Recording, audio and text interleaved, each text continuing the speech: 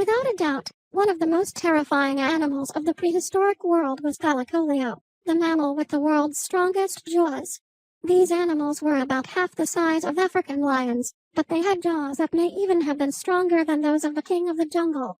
Every inch of Thylacoleo's skull was designed for strength, so it had a fairly tiny brain.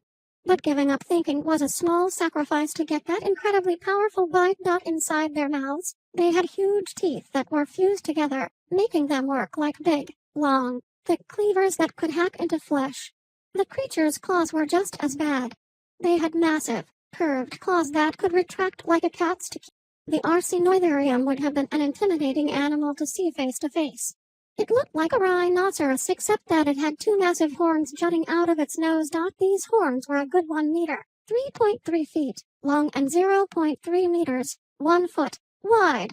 So if one gored you, you'd probably end up split in two. And just for good measure, Arsinoitherium had a second set of tiny horns on top of its eyes. These creatures were more closely related to elephants than rhinos, and so they towered a good 2 meters, 6.6 feet, into the air. The largest fish to ever live in the water was the Leedzochthys, a gigantic creature that once swam in the waters around Europe. We're not even sure how big it really was. Nobody's ever found a full skeleton of Leedzochthys, so we can only take our best guess. However, even some of the most conservative estimates put the creature at about 17 meters, 56 feet, long, larger than a school bus. Some wilder estimates suggest that Leedzochthys was even bigger than a blue whale. The bigger than a school bus theory is the more likely one, but even that makes Leedzochthys the biggest fish.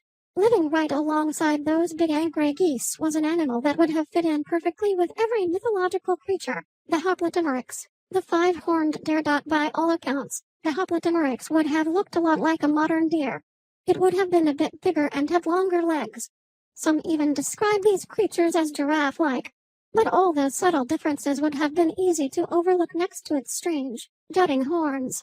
7 In addition to the 2 horns that sit atop the head of a modern deer, the Hoplitymyrex had a second pair of smaller horns curving out above its eyes. And then it had a great big one protruding from the center of its skull. Its teeth jutted out.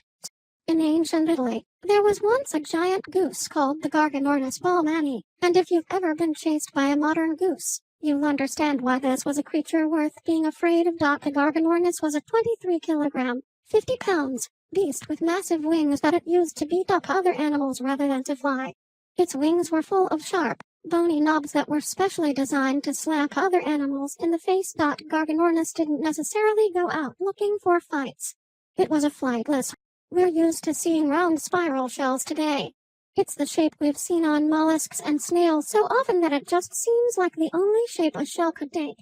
But millions of years ago during the Cretaceous period, those shells weren't always quite so perfectly formed. If you can imagine those spiral shells like a coiled rope and then visualize someone tangling that rope up, you'll have a good idea of what mollusks called heteromorph ammonites looked like about 100 million years ago. These creatures had shells twisted into any shape you could imagine. 5 most were a chaotic mess. A genus called Nipponites had twisted shells that looked like tangled balls of string or pear. The Platybolodon might look a little strange, but it was a force to be reckoned with. These ancient elephants came equipped with incredibly long teeth that worked like scythes. This early elephant had a huge, gaping jaw that kind of looked like a gigantic shovel, which is pretty much what it was used for. They had exceptionally long lower incisors that they could use to shovel up dirt and find things hidden underneath. Their incisors could also function. The island of Malta was once home to some of the strangest sights in the animal kingdom. Hundreds of thousands of years ago in the Middle Pleistocene era, the island was filled with pygmy elephants that were dwarfed by massive swans. 3 of those swans, called Cygnus falconeri, were huge. They had wings that stretched 3 meters, 10 feet, across. They were so big that they were incapable of getting themselves up into the air. Instead, they fed and lived on dry land. They were bigger than the surrounding elephants, which averaged a Parasaurolotherium may have been the biggest mammal ever to walk the earth.